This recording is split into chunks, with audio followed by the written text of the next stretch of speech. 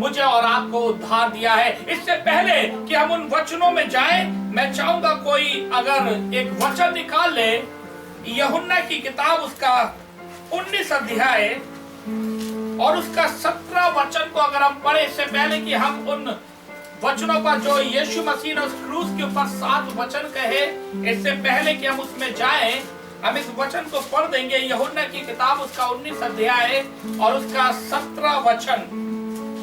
तब वे यीशु को ले गए और वे अपना क्रूस उठाए हुए उस स्थान तक बाहर गया जो खोपड़ी का स्थान कहलाता है। लिखा है कि वो यीशु को ले गए और यीशु मसीह अपना क्रूस उठाकर, हालेलुया, वो अपना क्रूस उठाकर उस स्थान पर ले गए। वो स्थान जो खोपड़ी का या जो स्थान जहां पर यीशु मसीह को क्रूस पर चढ़ाया जाना था, वो उसको वहां पर ले गए। आज कहना चाहता हूं, यीशु मसीह स्वयं अपने क्रूस को उठाकर चल दिया। हालेलुया। वो किसी जोर, किसी जबरदस्ती से नहीं, लेकिन यीशु मसीह स्वयं अपने क्रूस को उठाकर चल दिया। और उसके पीछे कारण ये था क्योंकि वो मुझसे और आपसे प्यार करता है, और उस प्रेम के कारण उसने उस क्रूस को उठाकर उस स्थान पर पहुंच गया जहां पर उसको क्रूस की मृत्यु सहनी थी। चर्च, आज इस बात को कहना चाहता हूं, उस समय भी यीशु मसीह आपसे प्रेम करता था, वो आज भी मुझसे और आपसे प्रेम करता है। आज भी वो मेरे और आपके विषय में सोचता है। उस समय में भी वो मेरे और आपके विषय में सोच रहा था, और आज भी वो मेरे और आपके विषय में सोचता है। इसलिए हम अपने जीवन से हमेशा उसको महिमा दें, क्योंकि हमें एक ऐसा परमेश्वर मिला है जो सब चीजों से बढ़कर मुझसे और आपसे प्रेम करता है। हालेलुया। वो मुझसे और आपसे आज भी वही प्रेम करता है। आइए हम जल्दी से उन वचनों को देखेंगे जो प्रभु यीशु मसीह ने उस क्रूस के ऊपर कहे। इससे पहले कि यीशु मसीह उस क्रूस के ऊपर मर जाता, उसने कुछ वचन अपने मुंह से कहे, और हम इस बात को कहते हैं। अगर हम संसारिक तौर से भी देखें, अगर कोई व्यक्ति मरने वाला होता है और उससे पहले वो कुछ बोलता है, तो हम बड़े ध्यान से सुनते हैं और हम कहते हैं कि ये कुछ ना कुछ बहुत जरूरी बात बोल रहा है। हालेलुया। ऐसे यीशु मसीह भी जब उस क्रूस पर था, उसने बहुत आवश्यक बातें जो मेरे और आपके लिए, जिनका एक गहरा मतलब है, उसने उन बातों को कहा। यदि हम पहले वचन में जाएंगे, जो पहला कलमा या पहली बात यीशु मसीह ने उस क्रूस के ऊपर कही, लूका रचित सुसमाचार उसका 23 अध्याय, लूका रचित सुसमाचार उसका 23 अध्याय उसका 34 वचन। कोई भी ऊंची आवाज में पढ़ सकता है जिसको मिल जाता है। जी, लूका की किताब 23 अध्याय और उसका 34 वचन, जो पहली बात यीशु ने कही। तब यीशु ने कहा, हे पिता, इन्हें क्षमा कर, क्योंकि ये जानते नहीं कि क्या कर रहे हैं। और उन्होंने चिट्ठियां डालकर उसके कपड़े बांट लिए। हालेलुया। लिखा है कि यीशु मसीह जब उस क्रूस पर था, तो एक बात यीशु मसीह ने कही, और सबसे पहली बात जो यीशु मसीह कह रहा है लूका 23:34 के अंदर, कि हे पिता, इन्हें क्षमा कर, क्योंकि ये नहीं जानते ये क्या करते हैं। सबसे पहली बात प्रभु यीशु मसीह आज चर्च मुझे और आपको इस बात को सिखाना मांग रहा है कि मेरा और आपका जीवन क्षमा करने वाला जीवन होना चाहिए। यीशु मसीह एक ऐसी परिस्थिति में है, यीशु मसीह एक ऐसे हालात में है जिस हालात में किसी को क्षमा करना बड़ा मुश्किल हो। यीशु मसीह ने कुछ भी ऐसा नहीं किया था जिसकी वजह से प्रभु यीशु को क्रूस के ऊपर चढ़ाया जाए। यीशु मसीह ने किसी के साथ भी बुरा नहीं किया। यदि मैं और आप देखें तो परमेश्वर के वचन में हर जगह हम प्रभु यीशु मसीह को भले काम करते हुए देखते हैं। उसने किसी की बुराई नहीं की, उसने किसी के साथ कोई बुरा काम नहीं किया, उसने किसी के साथ छल कपट नहीं की, लेकिन यीशु मसीह ने सबके लिए भला काम किया। लेकिन उसके बावजूद भी जब उस क्रूस के ऊपर है तो लोग उसको सता रहे हैं, और लिखा है कि उसके कपड़े क्या किए? चिट्ठी डालकर उसके कपड़े बांट लिए। और ये एक ऐसा समय था जब यीशु मसीह के लिए बड़ा मुश्किल था कि क्षमा कर सके, लेकिन ये बहुत महत्वपूर्ण बातें हैं जो प्रभु यीशु मसीह ने उस क्रूस के ऊपर कही। और यीशु मसीह इस बात को कहता है कि हे पिता, इन्हें क्षमा कर, क्योंकि ये नहीं जानते ये क्या करते हैं। चर्च, हो सकता है आज शायद मेरे और आपके संग बहुत कुछ ऐसा घट रहा हो, मेरे और आपके विरुद्ध में बहुत सारे लोग खड़े हो गए हो, मेरे और आपके शायद लोग आज कपड़े बांट रहे हो, शायद बहुत सारी चीजें मेरे और आपके संग ऐसा कर रहे हो जिसको देखकर मैं और आप शायद आज इस बात को कह रहे हो कि मैं इसको कभी जिंदगी में क्षमा नहीं कर सकता, मेरे लिए बड़ा मुश्किल है कि मैं इस व्यक्ति को क्षमा कर सकूं। लेकिन आज कहना चाहता हूं, परमेश्वर के वचन में हम देख रहे हैं यीशु मसीह मुझे और आपको क्षमा करना सिखा रहा है। इसलिए चर्च, मैं और आप आज एक काम सीखे इस बात से कि मेरे और आपका जीवन क्षमा करने वाला जीवन हो जाए। अगर हम कुलूसियों की किताब उसका 3 अध्याय, कुलूसियों की किताब उसका 3 अध्याय और उसका 13 वचन पढ़ दें। कुलूसियों की किताब 3 अध्याय और उसका 13 वचन। जी। और यदि किसी को किसी पर दोष देने का कोई कारण हो, यदि किसी को किसी पर दोष देने का, अगर मेरे और आपके पास कारण भी है कि हाँ इस व्यक्ति ने मेरे से ऐसा बुरा काम किया है, मेरे पास कारण है, या ये कहे कि मेरा राइट बनता है कि मैं इस पर क्या करूं, नाराज हो, या इसके विरुद्ध कुछ बात कहूं, या इसके विषय में मैं कुछ करूं, इसलिए बाइबल कह रही है, पढ़े इसको दोबारा से। जी। और यदि किसी को किसी पर दोष देने का कोई कारण हो, कोई कारण भी हो, तो एक दूसरे की सह लो। तो एक दूसरे की क्या करो, सह लो। अगर आपके पास कारण है, वाजिब कारण है कि आप इसको सजा दें या आप इसके विषय में कुछ करें, तो परमेश्वर का वचन कह रहा है हम ऐसा ना करें, लेकिन हम क्या करें, सह लें। यीशु मसीह के साथ क्या हो रहा था? यीशु को मारा जा रहा था। जब वो क्रूस पर है, उसके कपड़े फाड़कर उसके ऊपर चिट्ठियां डाली जा रही थी। यीशु मसीह के पास कारण था कि वो उनको डांट सके, यीशु मसीह के पास कारण था कि वो उनको कुछ कह सके, लेकिन यीशु मसीह ने सह ली। Hallelujah, hallelujah. वो शांत रहा। और यहाँ पर भी परमेश्वर का वचन यही सिखा रहा है कि यदि मेरे और आपके पास कोई कारण भी है तो हम क्या करें, एक दूसरे की सह लो और एक दूसरे के अपराध क्षमा करो, और एक दूसरे के अपराधों को क्षमा करो। जैसे प्रभु ने तुम्हारे अपराध क्षमा किए, वैसे ही तुम भी करो, वैसे ही तुम भी करो। ये मेरे और आपके लिए जरूरी है। यदि मैं और आप अपने आप को मसीह कहते हैं, तो मसीह का मतलब यही है कि मसीह की सब बातें मेरे और आपके जीवन में होना चाहिए। और मसीह की एक बात ये भी है कि वो क्षमा करने वाला था। हालेलुया। इसलिए चर्च, आज आपको उत्साहित करना चाहता हूं, यदि मेरे और आपके पास कोई कारण भी है तो आज उस कारण को दूर करें, लेकिन एक दूसरे की सह ले। मैं और आप क्षमा करने वाले हो। और आपको बताना चाहता हूं, जब मैं और आप क्षमा करते हैं तो क्षमा के द्वारा एक आशीष का दरवाजा मेरे और आपके लिए खुल जाता है। हालेलुया। जब मैं और आप क्षमा करेंगे तो क्षमा के द्वारा आशीष का दरवाजा मेरे और आपके लिए खुल जाता है।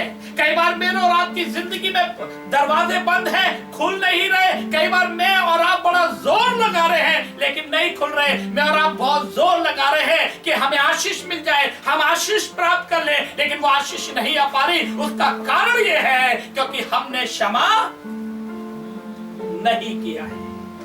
और जब क्षमा करेंगे उसी समय मेरे और आपके लिए आशीष का दरवाजा खुल जाएगा। हालेलुया। और जब मैं और आप क्षमा करेंगे, दूसरी बात है, मैं और आप जयवंत हो जाएंगे। हालेलुया। क्या हो जाएंगे? जयवंत।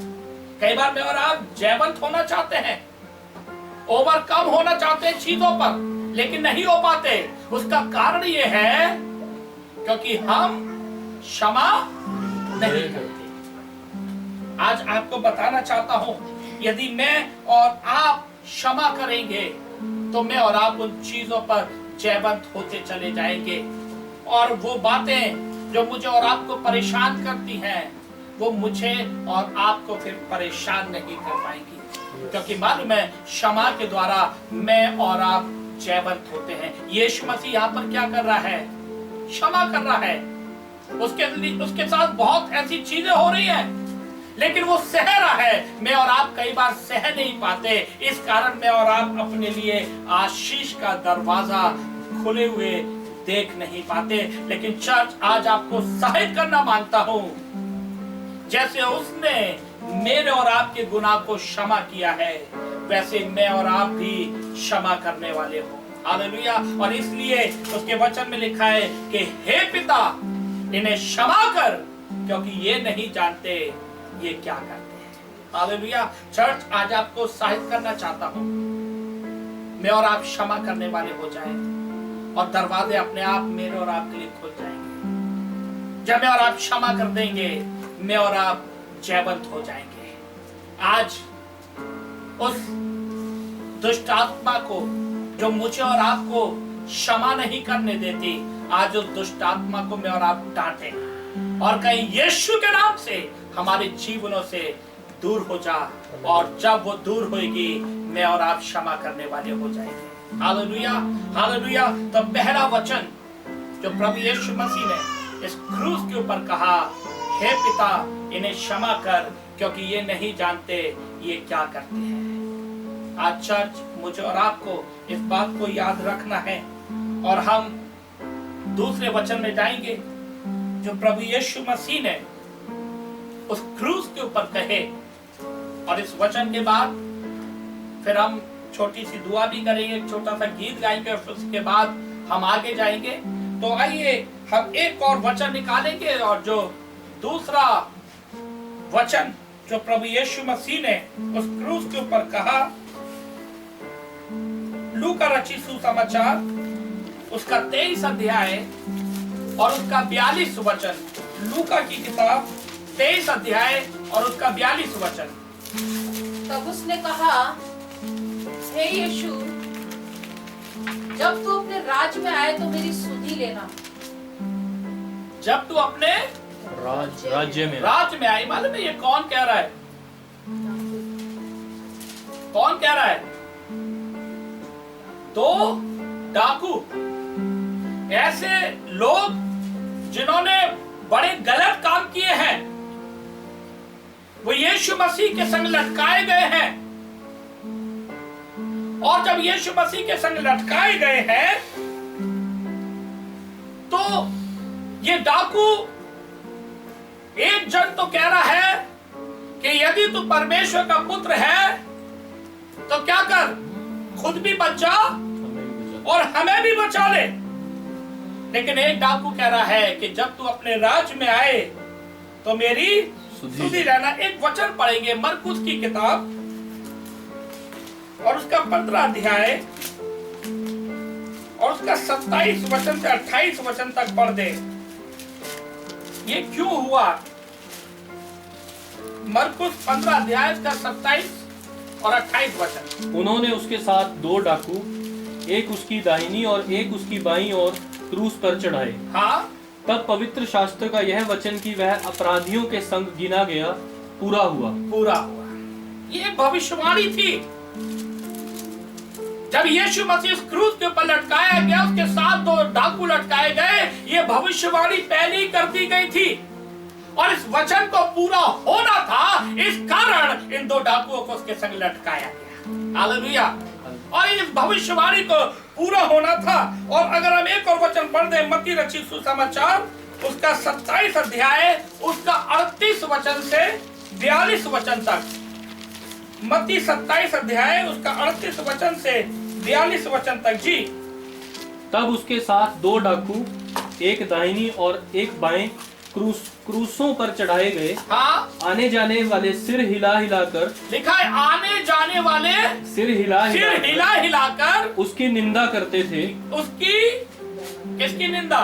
यीशु मसीह की। हालेलुया। उसने कुछ ऐसा काम नहीं किया था कि उसकी निंदा की जाए, उसने कुछ भी ऐसा नहीं किया था, लेकिन आने जाने वाले उसकी सिर हिला हिलाकर निंदा करते। फिर आगे उसकी निंदा करते थे हाँ। और यह कहते थे, हे मंदिर के ढाने वाले और 3 दिन में बनाने वाले, अपने आप को तो बचा। हाँ। यदि तू परमेश्वर का पुत्र है तो क्रूस पर से उतर आ। अगर तू परमेश्वर का पुत्र है तो क्रूस पर से उतर आ। जब यीशु मसीह क्रूस पर लटका है इन दोनों डाकुओं के बीच में, तो लोग सिर हिला हिलाकर निंदा कर रहे हैं और इस बात को कह रहे हैं कि यदि तू परमेश्वर का पुत्र है तो नीचे उतर आ। लेकिन आज एक बात बताना चाह रहा हूं, इस परिस्थिति में जो एक और डाकू है, जब लोग निंदा कर रहे हैं, लोग बहुत कुछ बोल रहे हैं, उस परिस्थिति में ये डाकू प्रभु यीशु मसीह के ऊपर विश्वास कर रहा है। हालेलुया। परिस्थिति खराब है, जब लोग आने जाने वाले कह रहे हैं तू परमेश्वर का पुत्र है तो क्यों क्रूस पर है, तू खुद को भी बचा और हमें भी बचा, और लोग उसकी निंदा कर रहे हैं। लेकिन आज कहना चाहता हूं, एक डाकू इस खराब परिस्थिति के अंदर भी प्रभु यीशु मसीह के ऊपर विश्वास कर रहा है, और ये विश्वास कर रहा है कि यही परमेश्वर का पुत्र है, यही यीशु है, यही उद्धार करता है। और इसलिए वो इस बात को कह रहा है कि जब तू अपने राज में आए तो मेरी सुधि लेना। हालेलुया। जब खराब परिस्थिति होती है, मेरे और आपके लिए कई बार विश्वास करना बड़ा मुश्किल हो जाता है। लेकिन आज कहना चाहता हूं, ये डाकू जब क्रूस पर लटका है, ये यीशु मसीह के ऊपर विश्वास कर रहा है, और विश्वास करके इस बात को कह रहा है कि जब तू अपने राज्य में आए, वो समझ गया है कि यही परमेश्वर का पुत्र है और यही मुझे छुटकारा दे सकता है, यही मुझे बचा सकता है। और इसलिए वो कह रहा है कि जब तू अपने राज में आए तो मेरी भी सुधि लेना। हालेलुया। इसलिए आज कहना चाहता हूं, मुझे और आपको उस यीशु पर विश्वास रखने की आवश्यकता है। उसके साथ विश्वास में हम लिपट जाएं। ऐसा विश्वास जो हर परिस्थिति में मुझे और आपको इस बात के लिए प्रेरित कर सके कि कोई नहीं बचा सकता सिवाय उसके। इसके पास ऐसा विश्वास आ गया और इस बात को समझ गया कि जब मैं क्रूस पर यीशु के संग लटका हूं, मुझे अब कोई नहीं बचा सकता सिवाय यीशु मसीह के। और इसलिए वो उससे कह रहा है कि जब तू अपने राज में आए तो मेरी भी क्या लेना, सुधि। आज मैं आपको उत्साहित करना चाहता हूं चर्च, मैं और आप उसके विश्वास के संग लिपट जाएं। इस बात को याद रख ले अपने जीवन में कि हर हालात में से अगर कोई निकाल सकता है तो वो यीशु मसीह है। हालेलुया। इसलिए आज मैं और आप उसके ऊपर विश्वास करें, उसके पीछे चलें, क्योंकि वो ही है जो मुझे और आपको क्षमा प्रदान कर सकता है। कोई और नहीं है जो मुझे मेरे गुनाहों से छुटकारा दे सके, क्षमा दे सके, सिवाय यीशु मसीह के। इसलिए मैं और आप हर हालात में चर्च उसके ऊपर विश्वास करें, उसकी महिमा करें, उसकी प्रशंसा करें। और जो तीसरी बात, बहुत महत्वपूर्ण बात जो प्रभु यीशु मसीह ने उस क्रूस के ऊपर कही, वो ये है, यूहन्ना की किताब उसका 19 अध्याय, यूहन्ना रचित सुसमाचार उसका 19 अध्याय और उसका 26 वचन।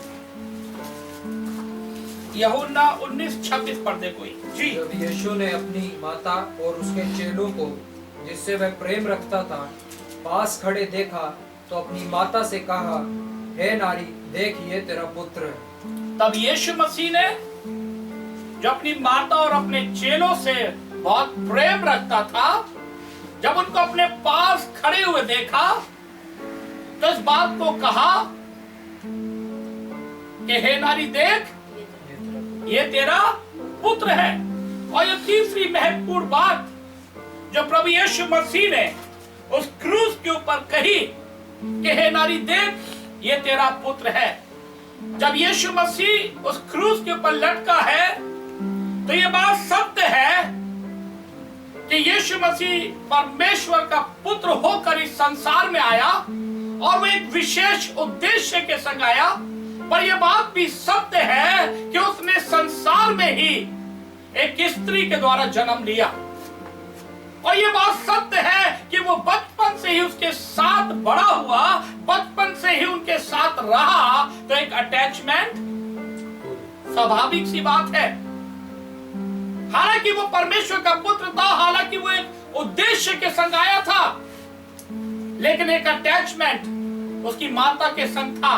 और जब उसने इस बात को देखा कि अब मेरा समय आ गया है कि अब मैं उस उद्देश्य को पूरा करके अपने स्वर्गीय पिता के पास लौट जाऊं, तो उसने जब मरियम को, अपनी माता को अपने पास खड़े हो देखा और चेलों को देखा, तो उसने बात कही कि हे नारी देख, ये तेरा पुत्र है। अर्थात इसका मतलब ये है कि उस चेले को अपनी माता को उसके हाथ में सौंपना चाहता था, ताकि मेरे जाने के बाद उसका कोई ख्याल रखने वाला हो। हालेलुया। मालूम है क्यों? क्योंकि यीशु मसीह अपने परिवार से प्रेम करता था। हालेलुया। ऐसा नहीं कि वो किसी उद्देश्य से आया और केवल उद्देश्य करके पूरा चला गया, नहीं। जब वो इस संसार में था, वो अपने परिवार से भी प्रेम रखता था। और आज ये बात हमें भी सिखा रही है इस बात को कि मैं और आप भी जिस परिवार में मैं और आप हैं, उससे प्रेम करने वाले हो। हालेलुया। उससे प्रेम करने वाले हो। मेरा और आपका जो परिवार है, मैं और आप भी प्रेम करें अपने परिवार से, उनकी सारी जरूरतों को पूरा करें। और ये यीशु मसीह बात को मुझे और आपको सिखा रहा है। और दूसरी बात, वो अपने परिवार के लिए रिस्पॉन्सिबल था। यस। उसको बाद में अब मैं जा रहा हूं, मेरी माता का कौन ध्यान रखेगा? वो अपनी रिस्पॉन्सिबिलिटी को समझता था। आज वो यीशु ये वचन मुझे और आपको भी सिखा रहा है इस बात को चर्च, कि मैं और आप भी अपनी रिस्पॉन्सिबिलिटी को समझें। कई बार हमें कुछ नहीं मतलब घर में क्या हो रहा है, कैसे चल रहा है, हमें कुछ नहीं मतलब, हम अपने ही कामों में व्यस्त हैं। लेकिन आज यीशु मसीह मुझे और आपको इस बात को सिखा रहा है कि जिस घर में मैंने और आपने जन्म लिया है, जिस घर में मैं और आप रह रहे हैं, उस घर के प्रति मेरे और आपकी जिम्मेदारियां भी हैं। हालेलुया। हमारी जिम्मेदारियां हैं और मुझे और आपको उन जिम्मेदारियों को पूरा करना जरूरी है। यीशु मसीह भी चाहता, मैं तो मरने पर हूं, मैं तो अब मर जाऊंगा, अब मैं क्यों अपनी माता के विषय में सोचूं या किसी और के विषय में सोचूं? नहीं, वो रिस्पॉन्सिबल था। और वो सिखा रहा है आज कि मैं और आप भी रिस्पॉन्सिबल हो, मैं और आप भी जिम्मेदारियों को उठाने वाले हो। और इसलिए वो कह रहा है कि हे नारी देख, ये तेरा पुत्र है। अभी तक तो मैं था, लेकिन अब ये रिस्पॉन्सिबिलिटी मैं इसको दे रहा हूं। हालेलुया। समझ में आई बात? इसलिए यीशु मसीह इस बात को कह रहा है। अगर हम एक वचन निकाल के पढ़ें, पहला तीमुथियुस की किताब, उसका 5 अध्याय और उसका 8 वचन। पहला तीमुथियुस उसका 5 अध्याय और उसका 8 वचन। जी। पर यदि कोई अपनों की ओर निज करके अपने घराने की चिंता ना करे, अगर अपने घराने की चिंता ना करे, तो वह विश्वास से मुकर गया है। तो वह विश्वास से, इसलिए तो यीशु मसीह क्या कह रहा है कि हे नारी देख, ये तेरा पुत्र है। वो मुकरना नहीं चाहता था अपनी रिस्पॉन्सिबिलिटियों से। इसको पढ़ दे दोबारा से जी, पूरा वचन पढ़ दे। पर यदि कोई अपनों की और निज करके अपने घराने की चिंता ना करे, तो वह विश्वास से मुकर गया है और अविश्वासी से भी बुरा बन गया है। और अविश्वासी से भी बुरा बन गया। अगर मैं और आप अपने घर की रिस्पॉन्सिबिलिटी को नहीं समझ रहे हैं, यदि मैं और आप इस बात को नहीं जान रहे हैं कि ये मेरी जिम्मेदारी है, तो हम जितना मर्जी कहते रहे कि हमसे बड़ा विश्वासी कोई नहीं है, लेकिन वचन उसके विषय में कुछ और कह रहा है। और वचन क्या कह रहा है? वो अविश्वासी से भी ज्यादा बुरा है। हालेलुया। और यीशु मसीह स्टेप को लेकर ऊपर जाना नहीं चाहता था। हालेलुया। समझ में आ रही है बात? यीशु मसीह बात को लेकर ऊपर नहीं जाना चाहता था, इसलिए वो अपनी रिस्पॉन्सिबिलिटी को अच्छी तरह से जानता था। इसलिए वो उस रिस्पॉन्सिबिलिटी को पूरा करके जा रहा है और इसलिए कह रहा है, हे नारी देख, अब ये तेरा पुत्र है। हालेलुया। इसलिए आज मैं आपको शायद करना चाहता हूं, चर्च, मैं और आप इस बात को जाने, जिस परिवार में मैंने और आपने जन्म लिया है उसकी जिम्मेदारी मेरे और आपके ऊपर है। इसलिए मैं और आप अपनी जिम्मेदारियों से ना पीछे हटें। कई बार बच्चे क्या कहते हैं, माँ बाप की जिम्मेदारी है। बहुत से बच्चे जो देख रहे हैं इस समय वो सोचते होंगे माँ बाप की जिम्मेदारी है। हाँ, माँ बाप की जिम्मेदारी है, लेकिन मेरा और आपका भी कुछ कर्तव्य है। हालेलुया। मेरा और आपका भी कुछ कर्तव्य है। यदि मैं और आप उस कर्तव्य को पूरा नहीं कर रहे तो मैं और आप विश्वासियों से भी बदतर हैं या बुरे हैं। इसलिए आज मैं और आप इस बात को जान जाएं कि हम उन जिम्मेदारियों को पूरा करें, जैसे यीशु मसीह ने उस क्रूस के ऊपर उस जिम्मेदारी को पूरा करके दिखाया और इस बात को कह रहा है कि हे नारी देख, अब ये तेरा पुत्र है। और मालूम है आगे ना, यीशु मसीह उस क्रूस पर है, उसके हालात ठीक नहीं, उस क्रूस पर बहुत मारा गया है, बहुत खून बह रहा है।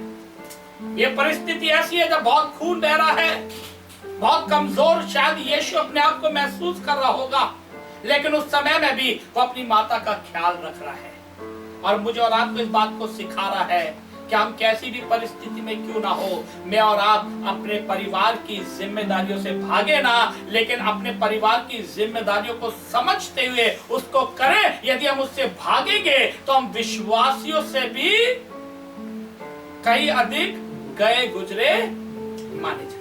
Hallelujah, hallelujah. परमेश्वर इस वचन पर आशीष दे। और जो चौथी बात प्रभु यीशु मसीह ने उस क्रूस के ऊपर कही, बहुत महत्वपूर्ण बात है, और ये वो पहर है। अगर हम मत्ती रचित सुसमाचार उसका 27 अध्याय और उसका 46 वचन, मत्ती रचित सुसमाचार उसका 27 अध्याय और उसका 46 वचन पढ़ते, जो चौथी बात यीशु ने कही। जी।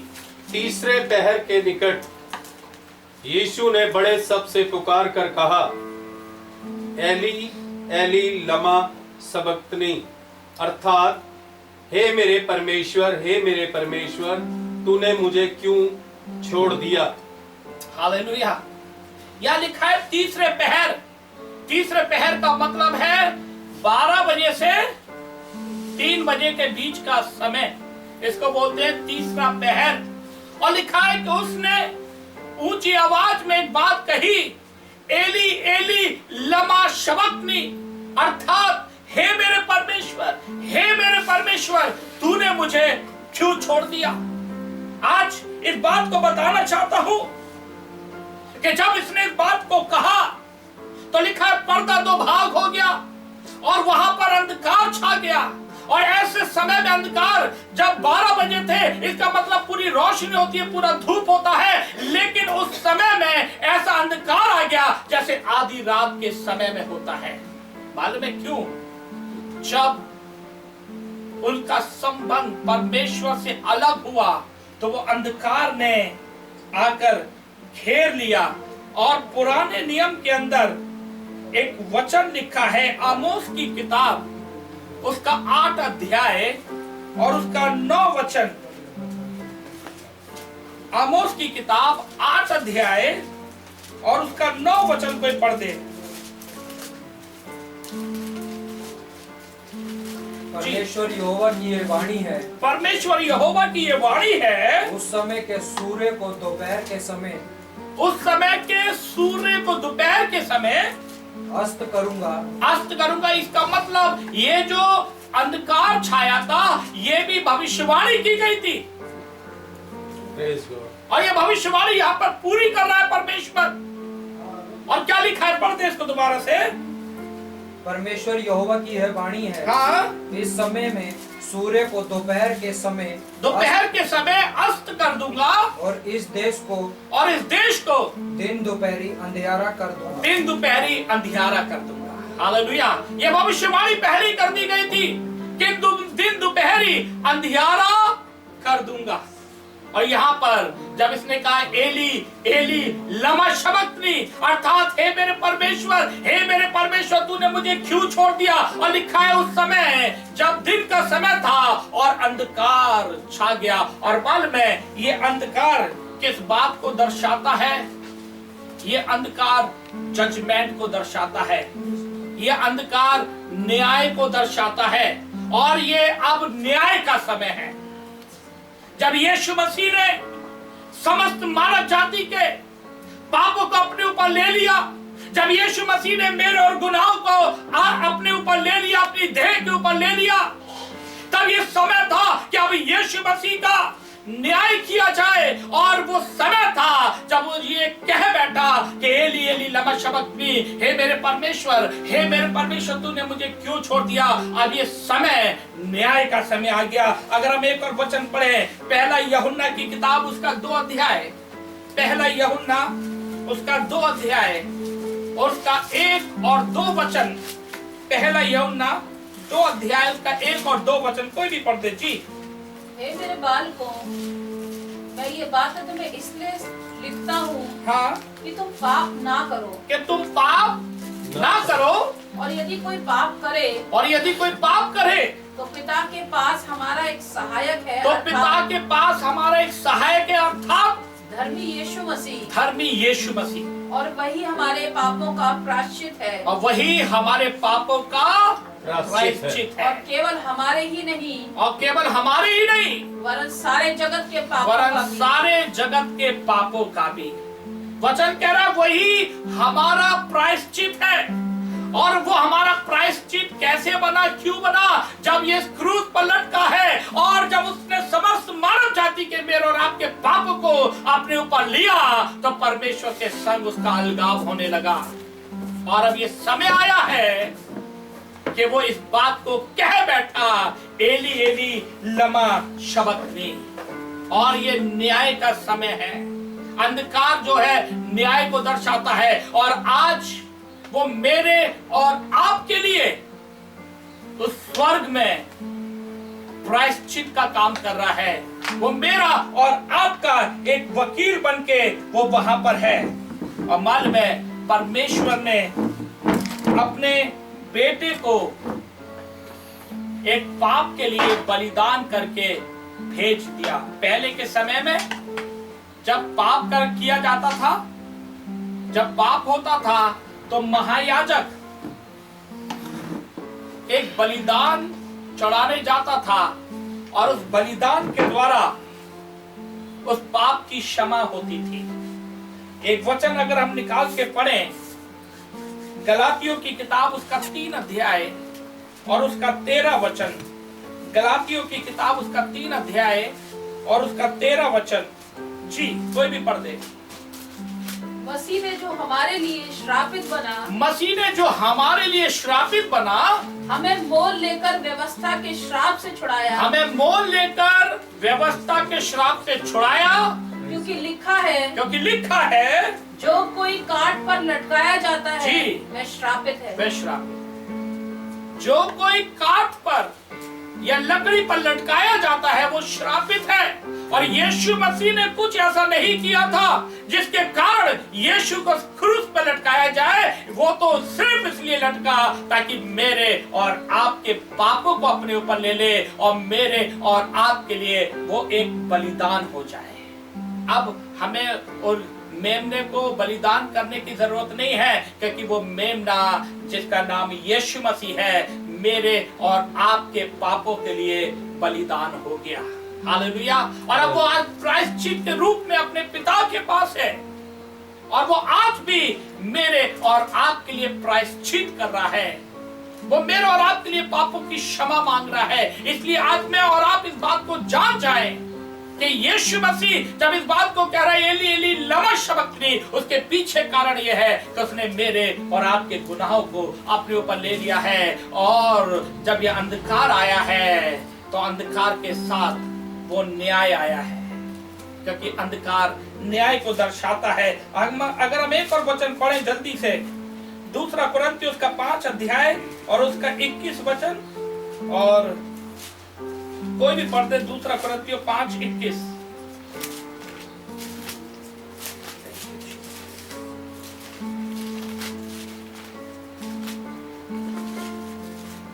दूसरा कुरिन्थियों 5 अध्याय उसका 21 वचन। जो पाप से अज्ञात था, लिखा है जो पाप से अज्ञात था उसी को उसने हमारे लिए पाप उसी ठहराया। को उसने, किसने?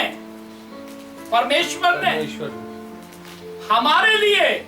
फिर आगे उसी को उसने हमारे लिए पाप ठहराया, हाँ। कि हम उसमें होकर परमेश्वर की धार्मिकता बन जाएं। हम उसमें होकर परमेश्वर की धार्मिकता। उसने तो कुछ ऐसा नहीं किया था, लेकिन उसने अपने बेटे को पाप बना दिया, या मैं ये कहूं कि उसने उसका बलिदान करवा दिया ताकि उसके बलिदान के द्वारा मैं और आप बचाए जाए। हालेलुया। उसने कुछ ऐसा नहीं किया, बाइबल बता रही है, लेकिन ये बात सत्य है कि उस परमेश्वर ने अपने बेटे को एक बलिदान के रूप में भेज दिया ताकि मेरे और आपके गुनाहों को वो अपने ऊपर ले ले। एक और वचन पढ़ देंगे, रोमियो की किताब 3 अध्याय उसका 23 वचन, और एक जन गलातियों 3:22 भी निकाल के रखे। रोमियो 3:23, और ये वचन इस बात को रिवील कर रहा है या बता रहा है कि ये बात सत्य है। पढ़ दे। इसलिए कि सबने पाप किया है, इसलिए कि सबने पाप किया और परमेश्वर की महिमा से और परमेश्वर की महिमा से रहित है। सबने पाप किया, लेकिन परमेश्वर की महिमा से वो क्या हो गए?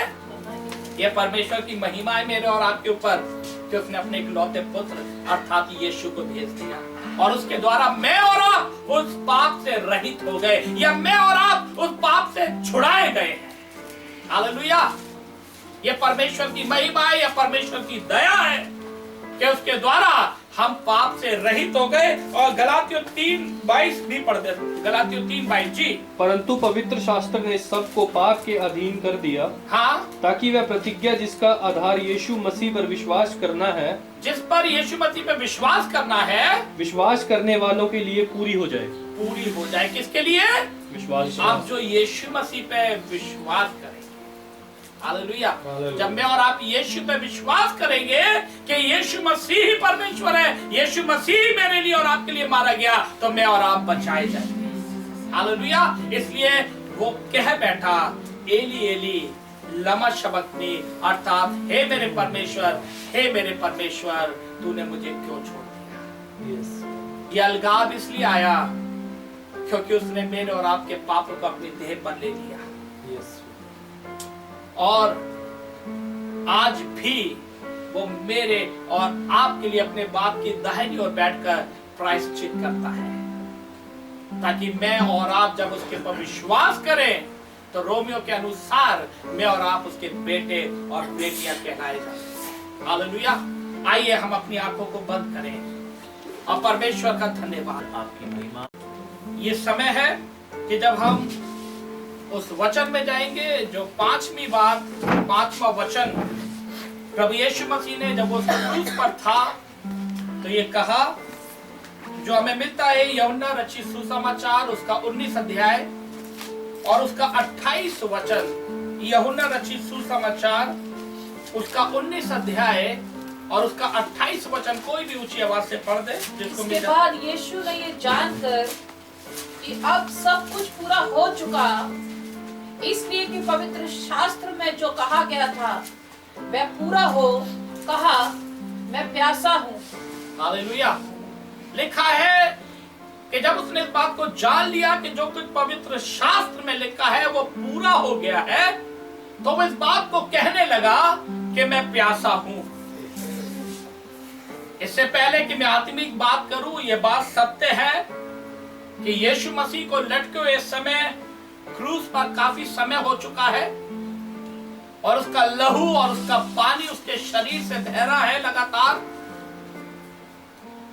तो स्वाभाविक सी बात है, यीशु मसीह शारीरिक रूप में इस संसार में आया, तो ये बात भी बिल्कुल सत्य है कि उसको सांसारिक या शारीरिक प्यास भी थी, क्योंकि यीशु मसीह एक मनुष्य के रूप में उसने संसार में जन्म लिया और मनुष्य के रूप में वो क्रूस के ऊपर वो सारी ताड़नाओं को सह रहा है। तो ये बात सही है कि उसको शारीरिक प्यास भी लग रही है, लेकिन ये दूसरी तरफ ये बात भी सत्य है कि यीशु मसीह आत्मा के लिए भी प्यासा है और वो चाहता है कि एक भी आत्मा नाश ना हो। और जब यीशु मसीह कह रहा है कि मैं प्यासा हूं, तो यीशु मसीह को पीने के लिए कुछ दिया गया। और मालूम है वो क्या दिया गया पीने के लिए? सिरका। वचन में लिखा है, अगर हम मत्ती रचित सुसमाचार उसका 27 अध्याय और उसका 34 वचन पढ़े, मत्ती रचित सुसमाचार उसका 27 अध्याय और उसका 34 वचन, कोई भी पढ़ दे जी। मत्ती की किताब, पित्त मिलाया हुआ दाखरस, लिखा है उन्होंने पित्त मिलाया हुआ दाखरस उसे पीने को दिया, परंतु उसने चखकर पीना ना चाहा। पित्त मिलाया हुआ, इंग्लिश में शब्द आया है गाल। इसका मतलब है वो एक तरह का, अगर हम और दूसरे ट्रांसलेशन में पढ़े तो वहां पर लिखा हुआ एक तरह का जहर था। जब यीशु मसीह को प्यास लगी तो वो उसको पिलाया गया और उसने उसको लिया और उसको फिर पीना ना चाहा। यीशु मसीह प्यासा है, लेकिन उसको पीने के लिए पानी नहीं दिया जा रहा है, लेकिन उसको ऐसी चीज दी जा रही है जिसको वो पीना नहीं चाह रहा। एक तरह का जहर उसको पिलाया जा रहा है।